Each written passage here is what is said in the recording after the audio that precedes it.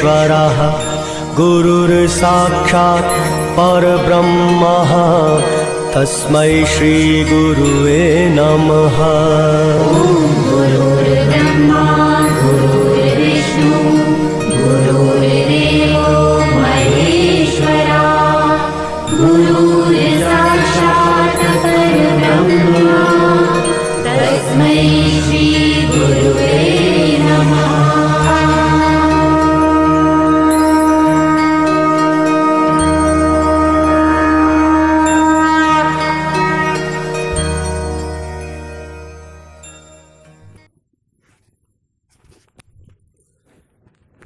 पुंडलिक वरदार विठ्ठल श्री ज्ञानदेव तुकाराम सच्चिदानंद स्वामी महाराज की जय। विनायकं गुरुनौमि साकरनौमि येषां तीर्ण सान्निध्य जीवा मुक्ता भवन्ति साकरं सुखातं ज्ञानदान परायण विनायकं गुरु वंदे भवन्ति ज्ञान प्रताप लसवती अमृत भगवान अवतीर्ण श्रमनाथ गुरुराज नमस्तुते।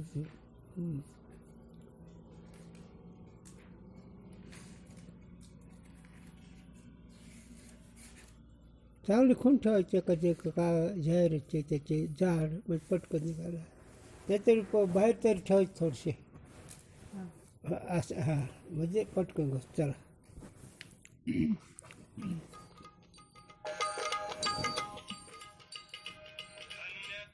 कोण आहे?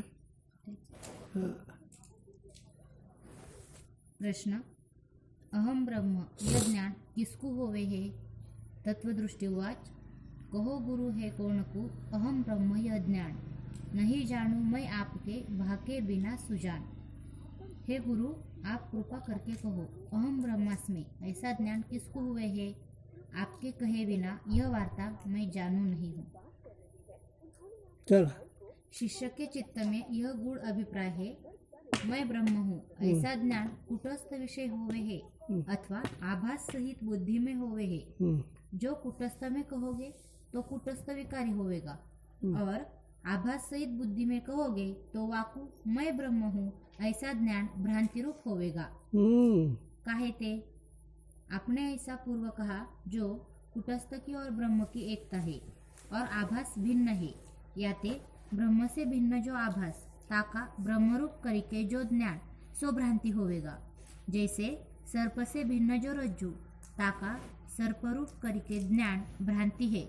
इस रीति से आभास सहित बुद्धि को मैं ब्रह्म हूँ यह ज्ञान यथार्थ नहीं होवेगा किंतु भ्रांति रूप होवेगा। विषय विचारवंताचा आहे साधकाचा आहे अध्यात्म विचारी पुरुषाचा हा विषय असं हो गंमत आहे झालं परमार्थ कळायचा अधिकारी पाहिजे। असं प्रश्न असा आहे की अहम ब्रह्मास्मी असं ज्ञान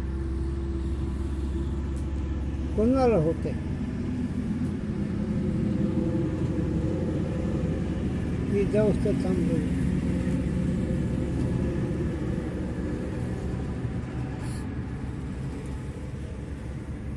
तर तुम्ही सांगता मी ब्रह्म आहे असं ज्ञान झालं पाहिजे। अरे हो पण अहम ब्रह्मास्मी ज्ञान कोणाला होतं? चिदाभासाला म्हटलं तो भ्रमरूप आहे मग त्याचं ज्ञानसुद्धा भ्रमरूप ठरेल। कुटस्थाला तर नाही पण कुटस्थाला जर होतं तर तो विकारी ठरेल। मग असं ज्ञान कोणाला होतं? तुम्ही कृपावंत आहे तुम्ही कृपाळे तुम्ही सांगा मग शंका निवृत्त होईल। ही शंका केव्हा असते?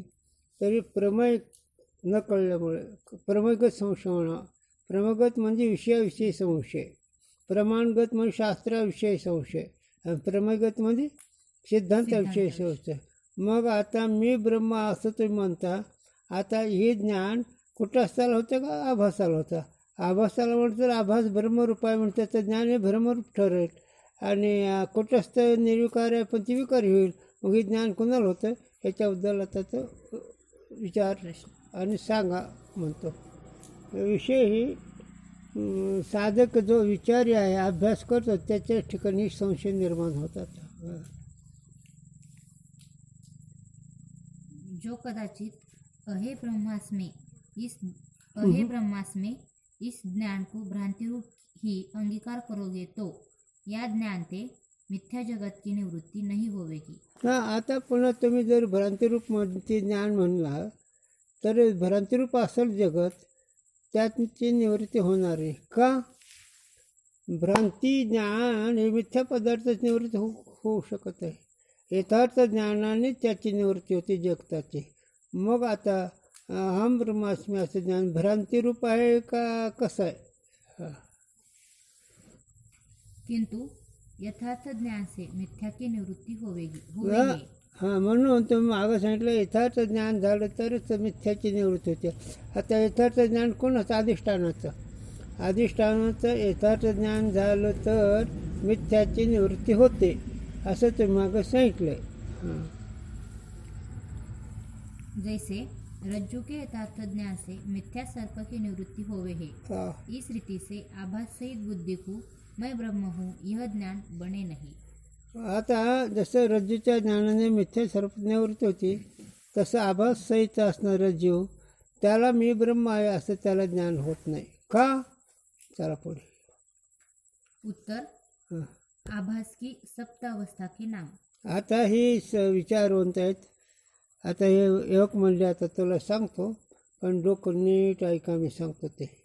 आम्ही चिंतन सांगतो तुला, तुझ्या प्रश्न उत्तर देतो ते ऐक जरा. आता ही अवस्था वशिष्ठांनी योग वशिष्ठामध्ये रामप्रभूला सांगितल्यात आणि तोच विषय इथे घेतला. आता त्यात 7 अवस्था कोणत्या ते ऐका. श्री गुरुवाच, बहु अवस्था 7 सुन शिष्य व आभास की, नहीं चेतन की तास तीनही में यह ज्ञान है। हां, हे शिष्य, अब आभास की 7 अवस्था मैं कहूँ हूँ, हां, सो तू सुन। हां. अब की ठोर वकार पड़ा है। आता ही तुला मी 7 अवस्था सांगतो आणि तुझ्या ठिकाणी हा मोठा भारदरचा प्रश्न आहे. ठोर म्हणजे तुझ्या ठिकाणी कठीण प्रश्न आहे, कठीण शंका आहे तुझी. परंतु हे जे मी तुला आता सांगणार आहेत जीवाच्या 7 अवस्था ते नीट लक्ष घे, मग तुला कळेल हे ज्ञान कोणाला होतं ते. हां, 7 अवस्था में कोई भी चेतन जो कुटस्थ ताकि नहीं है। आता ती 7 अवस्था आहे, ते 7 अवस्थापैकी कोणतीही अवस्था कुटस्थाची नाही. और मैं ब्रह्म हूँ यह ज्ञान भी 7 के भीतर ही है। आणि मी ब्रह्म आहे ही ज्ञान सुद्धा या 7 अवस्थेमध्ये जो कोणी असेल त्यालाच आहे. 7 अवस्थेमध्ये जो आहे हां ते आहे ना, 7 अवस्थे भीतर मी. मग 7 अवस्था ज्याच्या ठिकाणी आहेत त्याच्या ठिकाणी मी ब्रह्म असं ज्ञान होतंय. कुठंच त्याला चेतन कुटस्थाला नाही हां आणि ब्रह्म हां आणि मी ब्रह्म आहे असं कसं? हा ना, पण थोडं हे तर तुझं लक्ष नाही. त्याने विचारलं जीवाला ब्रह्मज्ञान होतं का कुटस्थाला होतं? कुटस्थाला तर होत नाही, ते जर झालं तर विकारी होईल. म्हणून तो अधिष्ठान असल्यामुळे त्याला, पण आभासाला जे ज्ञान होतं तो आभास ब्रह्मरूप आहे. आणि ब्रह्मरूप जीव असल्यामुळे आभास असल्यामुळे त्या आभासाला ब्रह्मरूप असल्यामुळे भ्रांतिरूप असल्यामुळे आणि ते ज्ञान सुद्धा त्याचं कसं ठरेल? भ्रांतिरूप ठरेल. मग भ्रांतिरूप ठरलेल्या ज्ञानाने मिथ्या जगताची कशी निवृत्ती होईल? ही शंका आहे का नाही? मग आता या शंके समाधान करायला, बाबा आता तुला सांगतो हे ज्ञान कोणाला होतं आहे ते नीट ऐक. तर हे ज्ञान ज्याच्या ठिकाणी 7 अवस्था वाटतात त्या 7 अवस्थेमध्ये जो कोणी असेल, 7 अवस्थेमध्ये भीतर त्याच्यामध्ये जे कोणी असेल त्याला हे ज्ञान होते. आता ती 7 अवस्था कोणत्याची ऐका. लक्ष आलं का विषय? लक्ष आलं का विषय? हां, कसा लक्ष झाला? लक्षात कसा आला? हे ज्ञान कोणाला होतं? आभासाला म्हणलं तर भ्रांतिरूप असल्यामुळे मिथ्या जगत निवृत्त होत नाही. कुटस्थाला जर म्हणलं तो विकारी होईल, कुटस्थाला होणं शक्य नाही. आभासाला ज्ञान होतं तर ते ज्ञान भ्रांतिरूप असल्यामुळे मिथ्या जगताची निवृत्ती होत नाही. मग हे ज्ञान कोणाला होतं? अहम ब्रह्मास्मी. आणि अहम ब्रह्मास्मी भ्रांती आभासाला म्हणतं ते अहम ब्रह्मास्मी ज्ञान मिथ्या होईल का भ्रांतिरूप होईल? भ्रांतिरूप ज्ञानाकडून मिथ्या जगत निवृत्त होणार नाही अशी त्याची शंका आहे. तर ह्या शंकेचं उत्तर आता खूप सुंदर रीतीने देतात. हे बाबा म्हणजे ही 7 अवस्था तुला सांगतो, ते 7 अवस्था ज्याच्या ठिकाणी त्याला ज्ञान होतं. सप्तावस्था का नाम हा सप्तावस्था के नाम। हा 7 अवस्थेचे नावं. एक अज्ञान आवरण सुजानो, भ्रांति द्विविध पुनीत ज्ञान पिछानो, शोक नाश अतिहर्ष अपारा, सप्तावस्था इम निर्धारा। अथ अज्ञान और आवरण स्वरूप वर्णन। पहिली अवस्था अज्ञान आणि दुसरी आवरण स्वरूप वर्णन. अज्ञान ही पहिली अवस्था आणि त्या अज्ञानाचं कार्य असणारं ते आवरण ते झाकून टाकतं, काही कळू देत नाही. आवरण या शब्दाचा अर्थ काही कळून न देणं. आवरण या शब्दाचं व्यवहारामध्ये झाकण आहे, पण ही तर अज्ञान पहिली अवस्था, अज्ञानाचे दुसरी अवस्था आवरण, आणि ते आवरण तुम्हाला काहीच कळू देत नाही. हां नहीं जाणू मैं ब्रह्म को याकू कहत अज्ञान, हां ब्रह्म है न नहीं भान है, यह आवरण सुजान. मी ब्रह्माला जाणत नाही हे अज्ञान आहे. पुढं दुसरं वाक्य काय? ब्रह्म है न नहीं भान. ब्रह्म आहे किंवा नाही ह्याचा अनुभव नाही, भान म्हणजे अनुभव नाही, म्हणून त्याला आवरण म्हणायचं. हे शिष्या, मैं ब्रह्म को नहीं जानू हूँ, यह जो पुरुष कहे या व्यवहार का हेतु अज्ञान है. म्हणून हे बाबा मी ब्रह्माला जाणत नाही असा जो कोणी म्हणतो त्याच्या ठिकाणी अज्ञान आहे असं म्हणायचं. ब्रह्म है नहीं और भान नहीं होवे है, इस व्यवहार का हेतु आवरण है. ब्रह्म आहे तर परिस्थिती आली असते, म्हणते आहे नाही, मग नाही म्हणतो त्यावेळी त्याच्या ठिकाणी आवरण आहे त्याला. ब्रह्म आहे किंवा नाही, आहे तर प्रत्ययाला असतं, पण ते नाही म्हणून ते ब्रह्म नाहीच असे जो अनुभव आहे, अशी जी प्रतीती त्याला आवरण म्हणावं. काय म्हणावं त्याला? आवरण. काय कशाला म्हणायचं? ब्रह्म आहे किंवा नाही, तर असतं तर प्रत्ययाला आलं असतं, म्हणून ते नाहीच, नाही म्हणून त्याला आवरण म्हणायचं. ब्रह्म नाही असं जे वाटतं ते आवरणामुळे.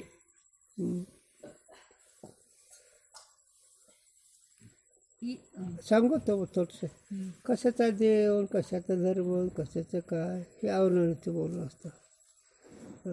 हे शास्त्री पंडित जरी असले की मग ते सगळं खरं आहे, पण कशाचं काय खरं आहे हे आवरण आहे. आवरण से यह व्यवहार होवे है काहे ते 2 प्रकार की अज्ञान की शक्ति है. हाँ एक तो असत्वापादक है और एक अभानापादक है. आता त्या इन दोनों को आवरण कहेगे. आता त्याच्यातच त्या ज्ञानाच्या 2 अवस्था आहेत, एक असत्वपादक आवरण आणि एक आभानपादक आवरण. असत्वपादक आवरणामध्ये नाही वाटणं.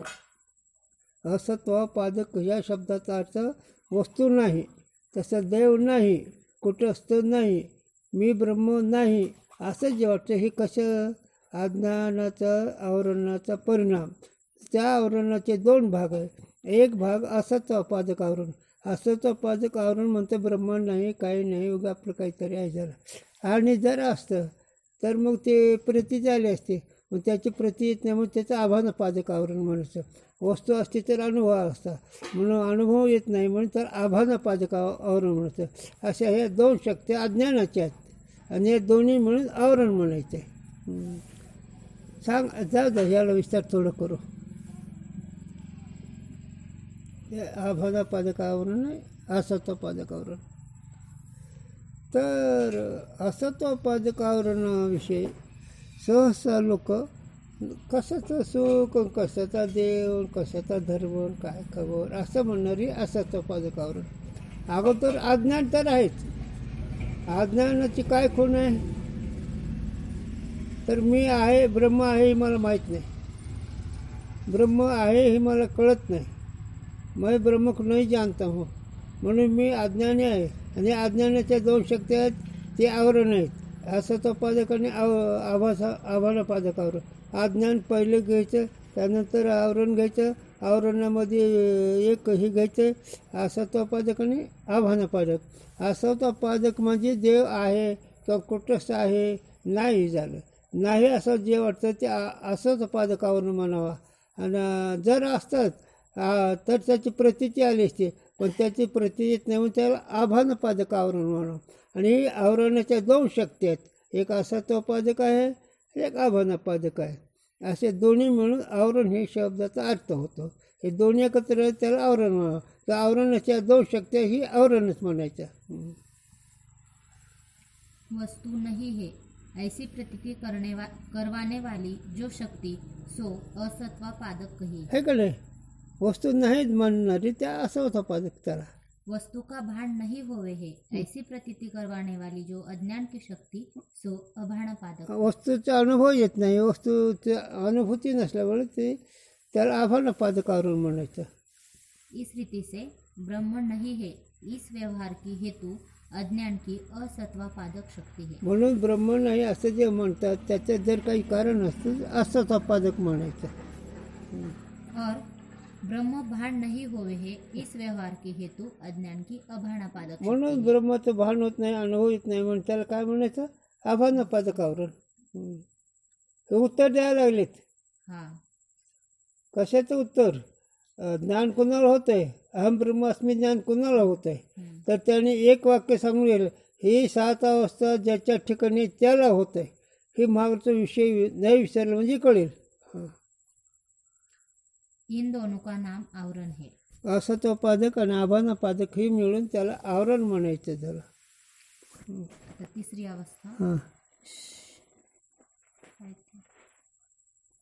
शांती वर्णन का. नाही हं. नीट वाच. झोपी गेली काय काय? हा नाही. मग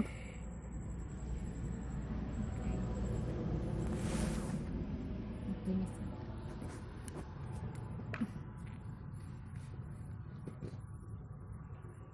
विक्षेप असेल रे ते तिसरं. बघू अक्षर कुठलं आहे तेच नाही. विषय तोटलं किंवा परिचयाचंच नाही अक्षर. कुठं शिकायचे?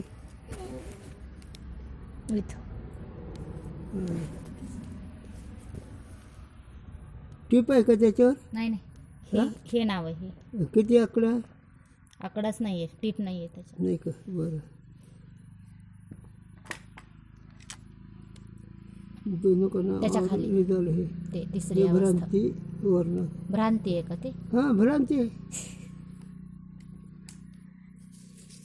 काय करावं काय?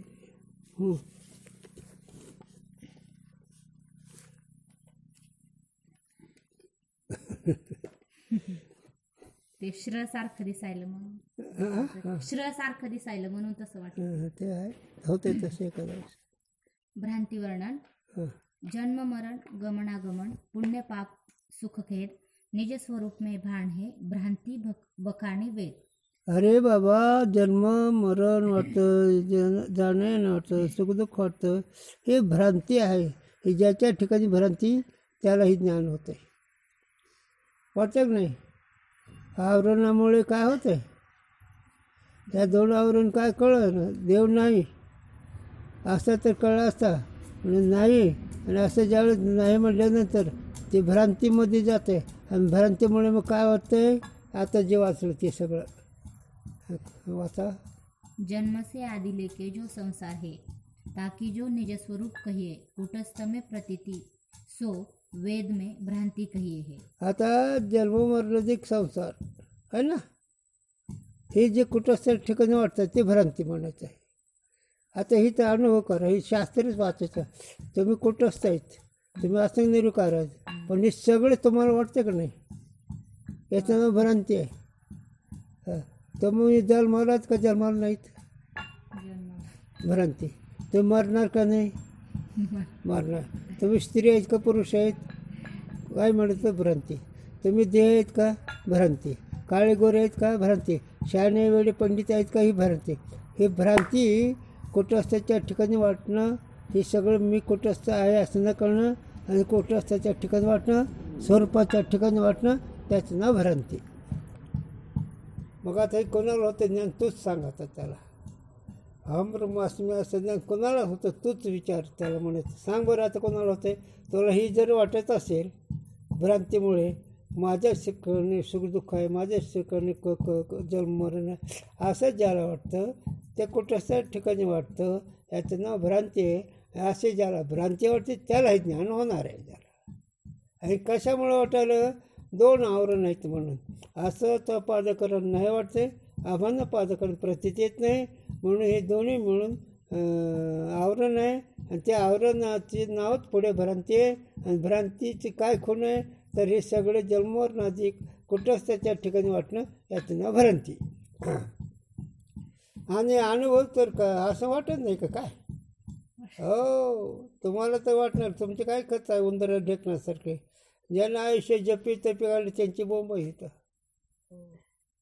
नेहमी आपल्याकरता घ्यावं लागतं विषय.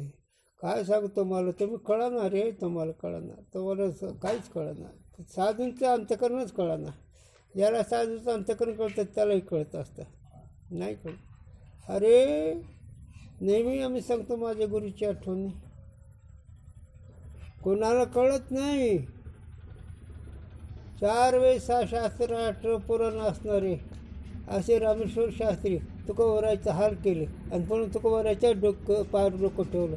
तुकीचा तोडणे ब्रह्म तुकाशाले म्हणून, तुकोबाराय ब्रह्म आहेत म्हणून रामेश्वरने पायावर डोकं ठेवलं. खळेपिटे ब्राह्मण नव्हते, ज्योतिषशास्त्र ब्राह्मण नव्हते, वैदिक ब्राह्मण 4 वेळेस 6 शास्त्र 18 पुराण असं मुखवत असणारे असे महान विद्वान असतात. त्यानं मी ब्रह्म असं कळलं नाही म्हणून पायावर डोकं ठेवलं. आणि ते पायावर डोकं ठेवल्यानंतर त्याच महात्म्याने काय करायचं? तुकाराम तुकाराम वाच्य वदता काप्यम, धन्य तुकोबा समर्थ, त्यांनी केला हा पुरुषार्थ. ते रामेश्वर म्हणू लागले. काय म्हणले शेवट? तुका म्हणे रामेश्वर द्विज भटा तुका विष्णू नाही तुझा. कोण म्हणायला लागले ते? विद्वान महान पंडित, वेद 4 6 शास्त्र 18 पूर्ण मुखवत असतो, त्याचे ऱ्हस्व दीर्घ पूर्ण असतो, सगळं असून त्याला मी ब्रह्म असं वाटत नव्हतं. म्हणून ना त्याने पायावर डोकं ठेवलं झालं. आणि ज्यावेळेस पायावर डोकं ठेवलं त्यावेळेस तुकोबारा आहे ब्रह्म आहेत हे कळलं झालं. ह्या ना तुमचं काय रे मेलेलं उंदर, तुमची कथाच नाही कोण. हे कथा कीर्तन करणारे हे तर अधिकारी आहे. त्याच्या पुढे चलो आपण.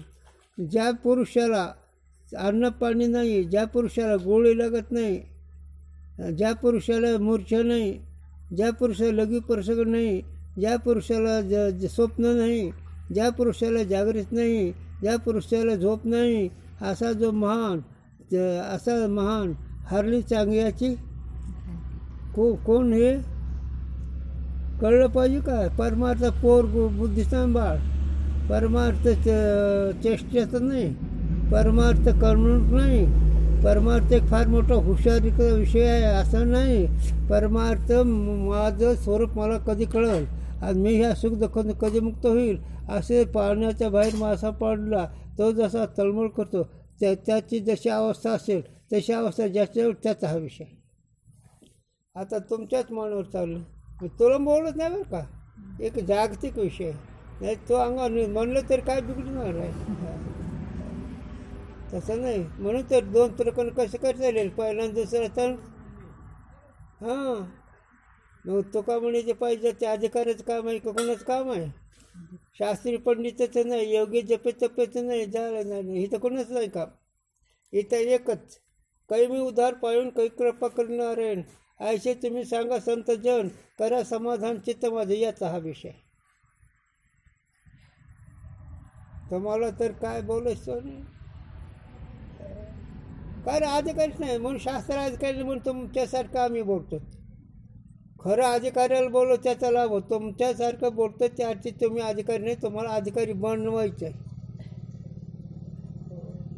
नाहीतर तुमची जर ही साधन चतुष्टयुक्त अवस्था अधिकारी जर असता तर तुम्हाला दुसरा विषय आवडलाच नसता, हेच करीत बसला असतात. कसं करायचं आता? पण आम्हाला कळतं पण बोलता येते का? हां, तुम्ही किती जरी शिकलात, तुम्ही कुठं लग्न जरी केलं, गोमूत्राच्या धोतर व्हावं लागतं, यमाच्या तड्याका जावं लागेल, हे कुठं कळतं तुम्हाला? हे कळलं मग तुम्ही अधिकारी आहेत का? म्हणून विषय पावनाचा हा विषय नाही. ज्याला खरंच जन्मरणाची भीती वाटते, ज्याला खरं जन्मरण वाटतंय, ज्याला त्रिविध दुःख काय नाही, तुम्हाला कुठं सुख आहे सांग बरं? मनाचा बार वेगळा, शरीराचा वेगवेगळा, सांग कसं नाहीचं होईल हे कुठं कळायला लागलं आहे? आणि तुम्ही तर शास्त्र तर सांगता तुका म्हणायचं स्वरूप सोय परब्रह्म, तुका बरा तो ब्रह्मरूप आहे. आता कसं करायचं आहे? म्हणून तुला सांगतो बाबा, ज्याच्या ठिकाणी 7 अवस्था आहे, ज्या कोटाच्या ठिकाणी जन्म वाटतं, कर्तव्य वाटतं, त्याला ज्ञान होते. आणि ती जी वाटते ती भ्रांतीमुळे वाटतं, आणि ज्याला वाटतं तो भ्रांतीरूप आहे, आणि त्यालाही ज्ञान होत असतं. चल पुढं आता हे वाटत नाही तुम्हाला. बघा आता हे काय आहे, मला विषय नाही आणि आहे तुम्हाला मोकळीक म्हणून. नाही तुम्हाला शाळा असते तरी तुम्ही कशाला राहायला असतात. तसं नसतं इथं. काय सांग कोणाला तरी. हां और यही हे काय उजाड कसा पडला.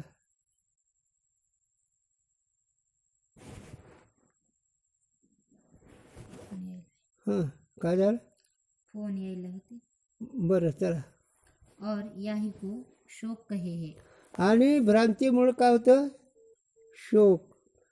स्वरूप न येतार्थ कळल्यामुळे स्वरूपाच्या ठिकाणी सुखदुःख आहे वाटल्यानंतर तो कुठंच आहे, पण मी सुखी दुःख आहे, मी जन्मरहिवान आहे, ही जी अवस्था आहे ती शोकरूप आहे. आणि शोक हे बाबा ज्याला दोन्ही आवरण ज्याच्या जवळ आहेत, ज्याला स्वरूपाचं अज्ञान आहे त्याच्या ठिकाणी हे शोक नावाचा अग्नी राहतोच. आणि शोक नावाचा अग्नी हे सगळ्याला जाळतो. कोणाला जाळतो. विषय पामराला सोडून दे, त्याला मापच नाही आम्हाला. कोणाला जाणतो. चिरंजीव लिहू का तीर्थरूप लिहू. हां आहे का नाही शोक. तीर्थरूप लिहू म्हणलं मी मोठा आहे, चिरंजीव म्हणावं तर मला शरण जायचं आहे. ही तर शोकचा हातचा पडला जातो. गंमत आहे. नाही गुरु का बच्चा बोले नामदेव, कच्चा रे कच्चा नाही गुरु का बच्चा. ही तर शोक आहे. ही तर आहे तिथं मापते, ही तर नाही रे. तुमच्याकडे मापत नाही आम्हाला. तुम्ही कोण आहेत माहीतच नाही ना मला. हे आमचं तिकडं असतं चिंतन. अरे तो काय जाणे लटकावे, आज माये का तडकावे, क्या तो काय जाणे लटकावे.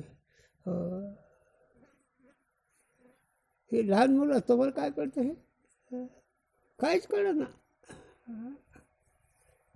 गुरुजींनी सांगितले की सांगू का, त्याचा अर्थ वेगळं करताल का. गुरुजींच्या भाषेत अर्थ नाही वेगळं कळत, त्याचं वर्म कळत असलं सांगतो. गुरुजी म्हणायची इडीला सासरसारखं माहेरवीसारखं. म्हणजे काय. भाषा सोपी आहे पण म्हणजे काय. साधू देव आणि प्रपंच एकाच मापाचं लावलं म्हणजे त्याला म्हणायचं सासर आणि माहेरसारखं इडीला. परमार्थाची तीच किंमत आणि प्रपंचाची तीच किंमत. शेला वेडी म्हणतात. वेळ म्हणजे काहीच न कळणं. मग ते कोण आलं. ही शास्त्री पंडित आले झालं. येत ठकले का दीर्घदर्शी. येत मोठमोठे शास्त्रकार दीर्घदर्शी असणार ते ठकले म्हणजे हात टेकले त्याने. कुठं ठिकाणी भ्रांती आहे त्यातही चिंतन चालू आहे. आता ते तुमच्या भाग्याने आलं आहे. तुमचा अधिकार नसल्यामुळे आपलं बाळबुद्धी चालू दे आता. असं ते अधिकारी असल्यावर तुम्हाला झोप नसते आली, तुम्हाला जेवण खाऊन नसतं वाटलं, तुम्हाला वाटलं असतं ही संधी दौडून नये, ही वेळ आलेली पुन्हा दौडून ही वेळ पुन्हा नाही झालं असं वाटलं असतं. पण हे काहीच नाही. का अधिकार नाही म्हणून शास्त्र सांगतं गप्प बसायचं असतं. आपलं सांगायचं असतं. अधिकारी असल्यावर आता गंमत आहे. गुरुजींनी माझे सांगावं. माझे गुरु म्हणायचे पैसा जितका मिळेल जितका मिळवा वाटतं तितकी तरपड चालू आहेत का नाही. प्रपंचिक लोकांची किती तरपडी चालू आहेत. फक्त पैसे करतात ना. मग पैसा करतात नाही ते कुठं मी करतात का नाही. जेवढे ही पैशावर तेवढे महापापी अनेक विश्वासघात अनेक खून केलेले लोक असतात. ते करून येतो केला व्यापार. शेवटला काय येत आहे. पुढं गुरुजी म्हणायचे हे लोक पुढं डुकरं होतात. सगळं जगाचा गो खातात. हे सगळेच जण खाल्ले सगळे. त्याला डुकरात जन्म, त्याला कुत्र्यात जन्म आहे. हे बोलायचं आहे का. डुकरात कुत्र्यात जन्म कशामुळं आलाय. गुरुचरित्र वाच म्हणजे कळल. आसुरी संपत्ती जारण मारून चटण म्हणून समन वशीकरण त्याला रांडगा झोटिंगाचा जन्म आहे. हे तुम्हाला माहीतच नाही, द्या सोडून, नको. मी फार लांब गेलो, मी गुरुजीला म्हणतो बाद झालं, मला इथं थांबवं, नका पुढे जाऊ देऊ. कारण ही भ्रांती जोपर्यंत आहे, मी करता भोगता आहे, मी सुखदुःखी आहे, मी स्त्री पुरुष आहे, मी चांगला वेडा आहे, ही भ्रांती आहे, भ्रांती. आणि भ्रांती या शब्दाचा अर्थ न कळणे. याचं कारण जर काय असतोपादक आणि आवरणोपादक या दोन्ही मिळून भ्रांती असते. जरा अगोदर कशाचा देव, कशाचा धर्म, काय करतोय. आम्ही जर नाहीच हात पाय हलवले तर देईल का? हात पाय हलव ना, बघू काय होतंय ते. हात पाय हलवतं तो रात्र झोप नाही, पण समाधान किती आहे सांग. असं आहे, रात्रंदिवस झोप नाही काही काही प्रपंचिकाला. पण सांग इमानानं म्हणा, किती सुख आहे तुला, किती समाधान आहे तुला, सांग म्हणावा. नेहमी रात्र उन्हा पातळ जीवाचं असतं लक्षात. उन्हा पातळ चालू आहे, त्याचं नाव जीव आहे. झालं करोना तो केला व्यापार, याच्याकरता आहे झालं सगळं. आणि याचं नाव भ्रांती, याचं नाव जग सत्यत्व. म्हणून बाबा रहित अधिकाराचं लक्षण आहे. चला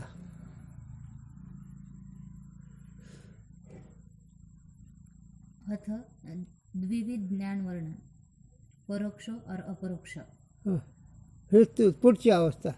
अज्ञान, आवरण आणि भ्रांती तिसरी अवस्था. ही चौथी आणि पाचवी. त्याच्यामध्ये 2 ज्ञान आहेत चौथ्यामध्ये, परोक्ष आणि अपरोक्ष. परोक्ष म्हणजे जर त्याला कळलं हाय भाव चेतन शक्ती काहीतरी एक आहे, यावंच लागतं इथं केव्हा ना केव्हा. एक चेतन शक्ती आहे काहीतरी, आपण तिचं हात टेकले. आता मला वेळ नाही रे काही सांगायला, आता माझी वृत्ती माझ्या चिंतनात मी घालवावं लागलो जास्त. हे काय खरं नाही झालं. वृत्तीला निवांत आनंद काही नसावा. वृत्तीच्या न करी रे म्हणा काहीच कल्पना, मनाला दुसरे चिंतन येऊ देऊनही लागतंय, मग ते माझ्या भक्त येते झालं. पण अधिकार सण नाही. ह्याला श्री गुरु कृपा लागते, याला ईश्वर कृपा लागते, याला शास्त्र कृपा लागते, याला अंतःकरण चतुष्ट पाहिजे, हे सगळं पाहिजे. म्हणून एअर गबाळाचं काम नाही. तू कोहरा काय म्हणतात, कोणाच काम नाही. एअर गबाळे कोण आहेत? शास्त्रीय पंडित. तो मला माप नाही आमच्याकडे. हां, तुम्ही गुराकी नाहीत ना, कसलेच नाहीत. हे एअर गबाळे हे शास्त्रीय पंडित आहेत, योग्य आहेत. गणित सोडवतो, त्यांची टीका करणे इतकं मी पात्र नाही. मग माझ्या गुरुजींनी जसे गणित शिकवलं तसं मी सोडतो त्याला, असं त्याचा अर्थ. म्हणून भ्रांतीमुळे तुझ्या ठिकाणी लेस मात्र सुखदुःखाचा तीळ मात्र संबंध नाही, तुझ्या ठिकाणी विकार तीळ मात्र नाही. याला सांगितलं गुरुजींनी, सांगा माझ्या सूर्याच्या ठिकाणी अंधकार कधी येईल बरं? हां, कधीच नाही. सूर्याच्या स्वप्नात अंधार असेल ना. याच्यावर दादांनी सांगितलं, सूर्य पश्चिम लोक होतो ना. बरं, दुसरी गोष्ट, स्वप्नातला सूर्य पश्चिम लोक होतो ना. काय नीट लक्षात घ्या, स्वप्नातला सूर्य पश्चिम लोक होतं का नाही? जर व्यावहारिक स्वप्नातला सूर्य पश्चिम होत नाही असा जर तुमचा निश्चय आहे, तर कुठं ठिकाणी असेल कसं कोणतं तरी दोष. हे इतका असणारा, एवढा अपूर्व असणारा, एवढा असंग देरुकार असणारा, आणि त्याच्या ठिकाणी वाटणं याचं नाव भ्रांती. याचं नाव भ्रांती पहिलं एक कारण अज्ञान. म्हणून माऊली म्हणते, माझे गुरु म्हणायचे की काय म्हणतात, आपल्या अज्ञानासाठी तुझ्या स्वरूपाच्या न कळण्यामुळे हे सगळं अंगावर आलं झालं. आणि ते अज्ञान एक तर येतं नाही, मग ते वाढत गेलं झालं. पहिलं अज्ञान, त्याच्यानंतर आभानपादकावरून आणि असाच पादकावरून. आवरण म्हणजे देव नाही असं वाटणं, आणि असं तर त्याला आलं असतं का, हे दोन मिळून. आणि ह्याच्यानंतर पुन्हा भ्रांती, आणि भ्रांतीमध्ये काय असतं, नसलेल्या ठिकाणी नाही तिथं काय दोष लावणं, ह्याला भ्रांत व्हावं, नाही तिथं दोष लावणं, तिथं भ्रांत म्हणावं. सांगू दृष्टांत गुरुजींचा. काय अर्थ नका वेगळं करीत जाऊ नका बरं का. किती सुंदर विषय असतो हे कळण्याकरता दृष्टांत द्यावा लागतो. एकदा काय झालं, गुरुजींनी सांगा, नाथ महाराजावर आरोप आला. तो आरोप आला की महाराज मोठे शहाणे आहेत, पण याचा देवा लावला म्हणे महाराजांनी. ते महाराजाची बाईला सांगितलं, घे नाथाचं नाव. आता नाथाचं नाव घे म्हणल्यानंतर त्याला काय गेले ठाण्यामध्ये, नाथाने असं असं केलं म्हणे. आणि ठीक आहे, नाथाला बोलव. काय म्हणे महाराज, पण हे चाललं काय तुमचं? कुटस्थावर आरोपाचा विषय आहे, नीट लक्षात घ्या. दृष्टांत आहे गौण, पण सिद्धांत कसा गमतीचा आहे हे कळलं तर. आणि महाराज बोले ठीक आहे, काय झालं म्हणले. बोले हे हो हो हो. बोले आता काय साहेब थांबा बोले, आता आपण काय करू, त्या गर्भाला विचारू काय तो. हो, तो कोणाचा आहे त्याला विचारू बोलले आपण. आणि ठीक आहे म्हणले. साहेब म्हणलं काय, थांबाव साहेब म्हणले, मी सांगतो ते ऐका ना, मी तर गुन्हेगार आहे, तुमच्या समोर आहे, मला शिक्षा करायचं, मी ऑन कर, 1 मिनिट थांबा. पाणी घेतलं नाथाने हातात आणि अंगावर टाकलं त्या बाईच्या. बाळ म्हणले कोणाचं तो सांग म्हणले. ते म्हणते बाळ आजवळ तो सुस्ताराचा आता झालं तुमचा. मग ते फौजदारांनी घातलेलं वाटतं. मला हे नाही सांगायचं कुठं रस्त्यावर कधी करतो ही त्याचा अर्थ आहे. त्याला सगळा आरोप आला का नाही, नाथ कुठं असतात चित्र नाहीत, केवढा आरोप आला. मग हे भ्रांतीनं म्हणले का खरे म्हणले. तसं तो नाथासारखा कुटस्थ असं निरुकार आहेस, पण हे तुला न कळल्यामुळे तो नाही ते अंगावर घेतलं, घोंगडं झालं. काय घेतलं तुझ्या मनाला विचार आता काय काय घेतलं ते. हो, एकतर पोट भरायची चिंता, एकतर आयुष्य जायची चिंता, एकतर लोक काय म्हणावं लागले, आपलं आयुष्य कसं जाईल, सगळे आपल्यावर नाराज आहेत. कुठंस्थावर का जीवावर का देहावर, कळतं का रे. सगळे लोक नाराज, पाहुणे, आई बाप गण गो सगळं नाराज तुझं का.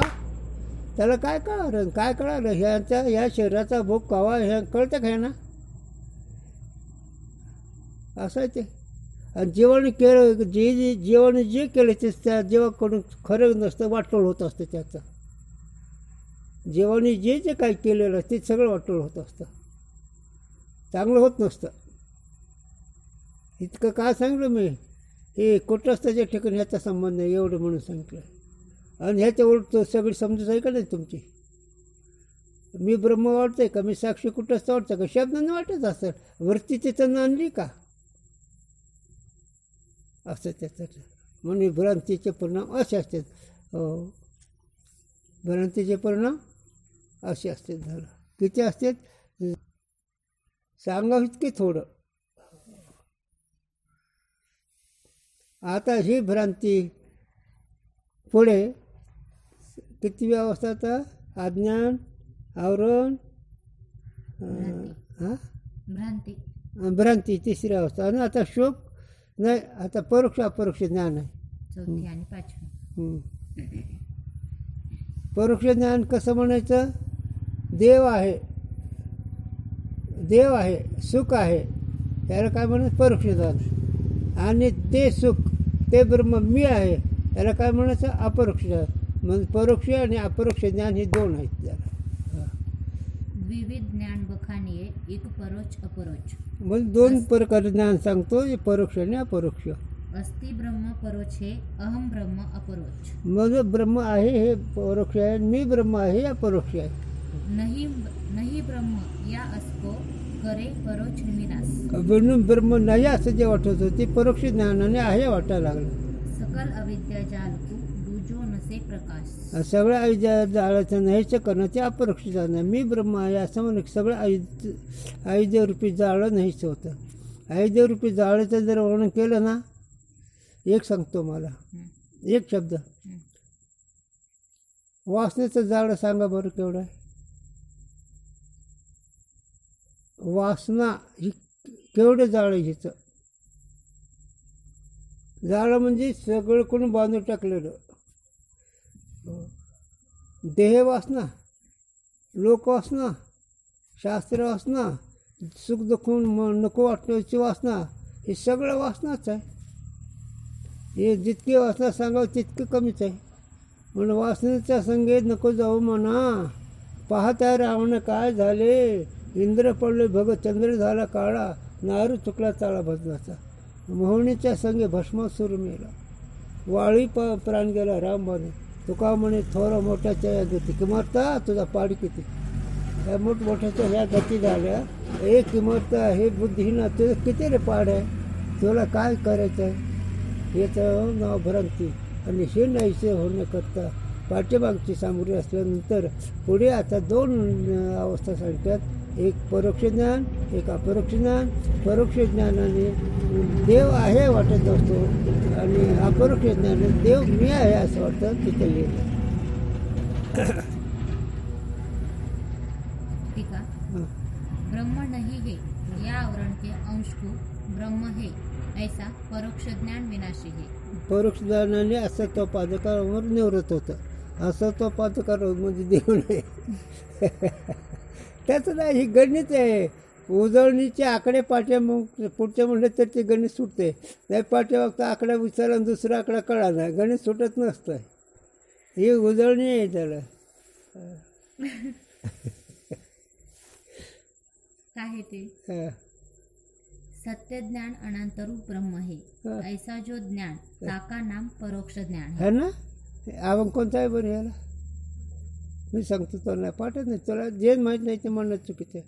सत्य ज्ञानानंतर गगनाच्या प्रावरण नाही रूप वर्ण गुण जेते हे परोक्षित पण तो हा रे शिरले पहिला डोळे भरी पाहता पाणी दोरी सारून हे तर आभान पाजक आवरून निवृत्त झालं. आणि सत्य ज्ञानानंतर गगनाचे प्रावरण नाही रूप वर्ण गुण जेते हिथं असंच पादक आवरून निवृत्त झालं. देव कसं सत्य ज्ञान रूप आहे झालं असं ते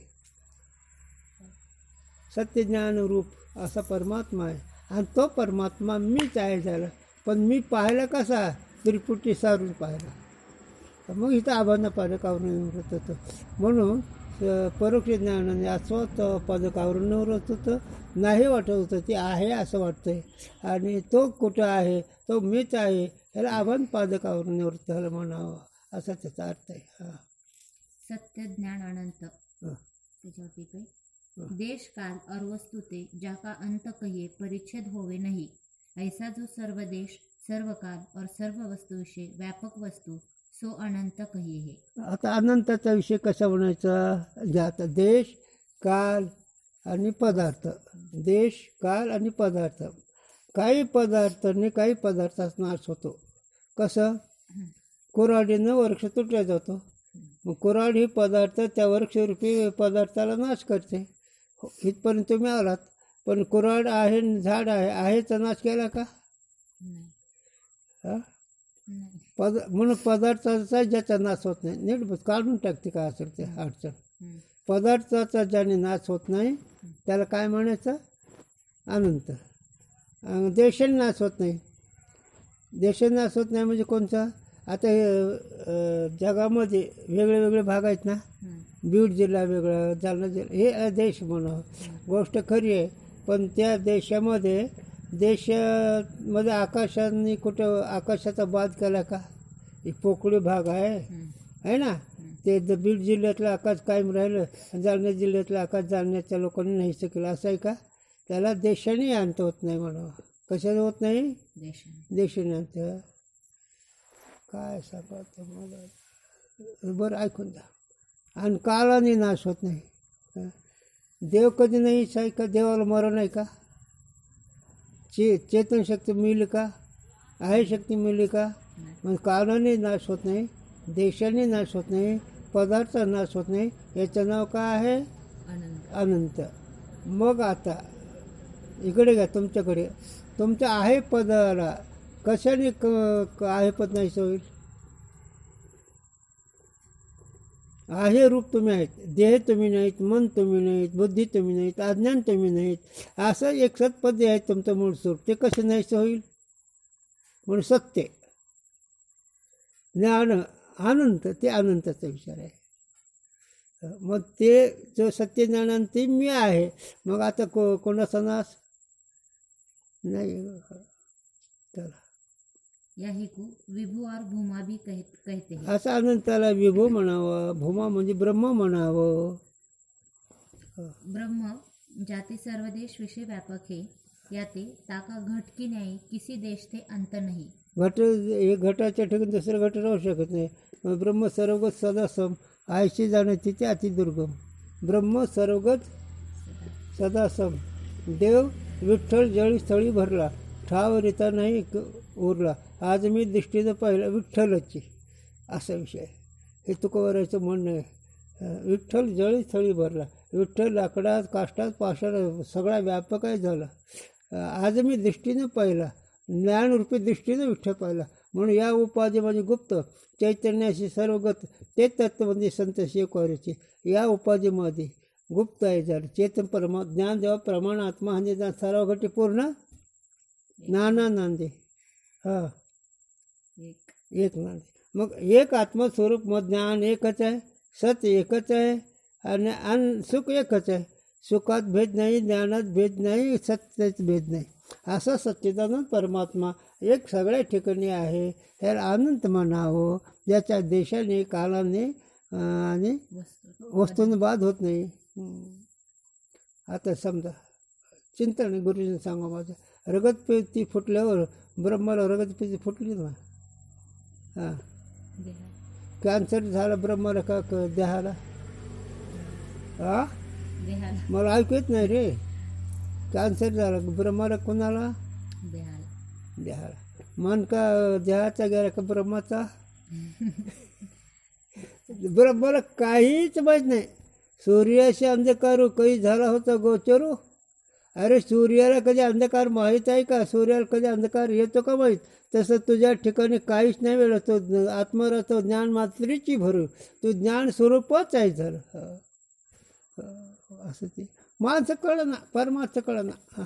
परमार्थ म्हणजे 4 दाणे वाटले, 4 दिवस उड्या मारल्या, झाला परमार्थ. परमार्थामध्ये वेगळं म्हणून ती सुरेश मी म्हणून तसं काय झालं तुला? आपलं मस्तीच राहायचं. अरे शरीराचं कावा वाटवलं म्हणजे हो त्याच्यामुळं मलाही कळलं, पण मला वाटतं ना आता कसं करायचं. काय दे सोडून शरीराचा काय विचार करतो. बोधामध्ये राहा, आपल्या चिंतनात राहावं लागतं. बरं तुम्ही काय करणार? रडून रडून रडून 10 दिवस रडताना पुढं जेवचं बसतात. पण त्यांनी सांगितलेलं जर आनंदात राहिला तर अविनाश स्वरूप अखंड भोगणार ना, अखंड सुख भोगणार ना तुम्ही. मग ही साधूचा बोध कधी विसरू नये. साधून सांगितलेले विचार कधी विसरू नये. जीवाच्या विचारात काही किंमतच नसते. जीवाला विचार काय त्याला कळतच नाही, त्याच्याकडे तरी काय दोष? बरं जीवाला मूर्ख म्हणून तर नाही, त्याला कळतच नाही. तर कळतं फक्त ज्ञानरथ कुबार आहे, कळतं नाथ महाराजाला, बाकीचं कोणालाच कळत नाही. मग ती शास्त्री असो, पंडित असो, कोणी असो झालं. काय ह्याच्या गुरूंचे काटकं सांगा. जगातले शाणे का जगाचे शाणे? तुम्ही जगातले शाणे का जगाचे शाणे? जगातले. बरं आता जगाचे शाणे का जगाच्या कारणाचे शाणे? इडीला लई झालं तर तुम्ही जगातले शाणे. आता दुसऱ्या भाषा सांगू गुरूंच्या भाषा. लबाडातले शाणे का लबाडाचे शाणे? लबाडातले शाणे का लबाडाचे शाणे? लबाडातले शाणे. का देहादिक जगतामधले तुम्ही शाणे, पण देहादिक जगत लबाड म्हणजे खोट आहे ना. मग खोट्यातले शाणे म्हणजे खोटे. नाही म्हणजे लई खरं बोलतात, खरे बोलतात. अरे वा रे वा, खरं बोलतो रे. खरं फक्त तुकोबारा ज्ञानोबाराच बोलतो, काही कळत नाही कोणाला. म्हणून जग तेच जगाचं कारण अज्ञान, आणि त्या जगाच्या वाटणी दोन आवरण विक्षेप, आभानपादक आणि अस्तवत्वपादक, नंतर भ्रांती, नंतर परोक्षापरोक्ष. म्हणून ह्याने 2 आवर्त निवृत्त होतं. बात ठेवायचा वाच ना मग.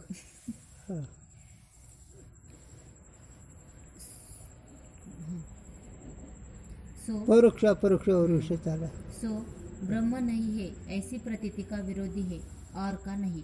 कोणतं ज्ञान? परोक्ष ज्ञान.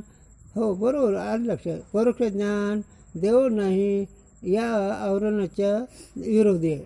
त्या आवरण शास्त्रीवाचं म्हणून असत्वापादक आवरण. असत्वापादक आवरण परोक्ष ज्ञानाने नाहीसं होतं. मैं ब्रह्म हूँ ऐसा जो अपरोक्ष ज्ञान सो सकल अविद्या जाल का विरोधी है. आज मी ब्रह्म आहे असं म्हणल्यानंतर सगळं आयुष्य जाळ असणं ते नाहीच होतं. त्याला अनुभव सांगा माझ्या गुरुजींनी. गुरुजी माझे म्हणायचे जागा झालं की स्वप्न, स्वप्नाचं पदार्थ कितीक राहते. स्वप्नामध्ये सगळे जाळच आहे का नाही. जे जे पदार्थ ते जाळच आहेत का नाही. आणि ती पदार्थाला सत्य म्हणणं ही जाळं आहे. जाळं म्हणजे कोणता. म्हणून अभंग आहे तुकोबाराचा. माया मोह जाळी होतो सापडला परी या विठ्ठला करून आले. काढून बहिरी ठेवली निराळा कौतुक डोळा दाखविला. माया मोह जाळी होतो सापडला परी या विठ्ठला करून आले. काढून बाहेर ठेवला निराळा कौतुक डोळा दाखविला. तुका म्हणे मग वाटायचे नवल मी माझी बोल ऐकून. तुकोबारा म्हणते काय भाऊ मी आणि माझं किती लोक गुंतलेत. मला आश्चर्य वाटतं झालं. असं ते म्हणून माया मोह जाळी होतो सापडला परी या विठ्ठला करुणा आली. भगवंताला करुणा आली. अरे अरे अरे जीव ग दुःख बघावं लागलं की रे. पण त्याला करुणा आली. मग काय केलं काढूनही बाहेर ठेवला निराळा. मला माया मोह रूपी जाळ्यातून बाजूला काढलं आणि कौतुक डोळा दाखविला. मला आश्चर्य वाटतं जगाचं. काय आश्चर्य वाटतं. तो का म्हणे मग वाटायचे नवल मी माझे बोल ऐकून. काय वाटतं एकाशी मरता तेही रडे. एकाशी रडता तेही मरे. आता दुसरं माणूस मेल्यानंतर ही रडतो नाही पण रडणार तर राहतोय का. हेच आश्चर्य आहे. आणि हे आहे मायाचा फासा. आणि हीच आहे आमच्या इकडे मरणमारी विद्या आणि तिकडे आहे रडणारी विद्या. मग कोणते करते करा. नाही मजा आहे रे. काय करावं तुम्हाला कळणार रे. पुन्हा काय नाही गेलं रडत बसणार तो. याच्यापेक्षा काही करणार नाही. काय जीवाचा स्वभावच आहे. पण दादांनी काय शिकवलं आहे. दादांची विद्या कोणती होती. साधू घरचा बोध कसा होता हे नाही आठवणार. आणि हे आठवलं म्हणजे तुझ्या जन्मासार्थक अनंत जन्माचे विसरलं दुःख पाहतात तुझे मुख पांडुरंगा. भगवंता अनंत जन्माचं दुःख आहे ते नाहीच झालं जर तुझ्या दर्शनामुळे. आणि ती साधू दाखवतात. दुसरं काय करणार. आपण मागून काय केलं रडला आणि बस जेवत बसला. का उठवलं का त्याला. हां चला हे या कारण ते मैं ब्रह्म को नहीं जानू हूँ यह अज्ञान और ब्रह्म नहीं है और भान नहीं होवे है यह आवरण और मैं ब्रह्म नहीं हूँ किंतु पुण्य पाप का करता सुख दुख का भोगता जीव हूँ यह भ्रांति इतना जो अविद्या जाल है ताकू अपरोक्ष ज्ञान नाश करे है. हां याला एकच दृष्टांत कॉफी. स्वप्नातून जागा झाला झोपेत की सगळं जाळं गेलं. स्वप्नात यात्रा गेली दिंड्या गेल्या पताके गेल्या नद्या नाल्या गेल्या. मी शाना मी वेडा मी काय काय असेल ते. आयुष्य जाळ म्हणजे काय काय लिहिलं आता इथं वाच शास्त्र. मैं ब्रह्म को नहीं जानू हूँ यह अज्ञान. हे पहिलं अज्ञान. ही जाळ्याचं मूळ. हा ब्रह्म नहीं है हे दुसरं. और भान नहीं होवे है यह आवरण. नाही ही चाल हे तिसरं चौथं. मैं ब्रह्म नहीं हूँ किंतु पुण्य पाप का करता और सुख दुख का भोगता जीव हूँ. हे पाचवं सहावं जाळ. यह भ्रांति इतना जो अविद्या जाल है ताकू अपरोक्ष ज्ञान नाश करे है. मी ब्रह्म आहे असं म्हणल्यानंतर हे सगळं जाळं नाहीसं होतं. आणि हे जाळं नाहीसं झालं म्हणून त्याचं नाव खरा परमार्थ आहे. अज्ञान गेल्याशिवाय हे सगळं नाहीसं होत नसतं. मग अज्ञान ठेवून काय बी केलं तर दुःख टळत नसतं. याच्यात एकच गुरुजीने सांगावा जे मीठ खाते ते सगळे दुःख आहेत. जे मीठ खात नाही ते सगळे सुख आहेत. ठेवायचं.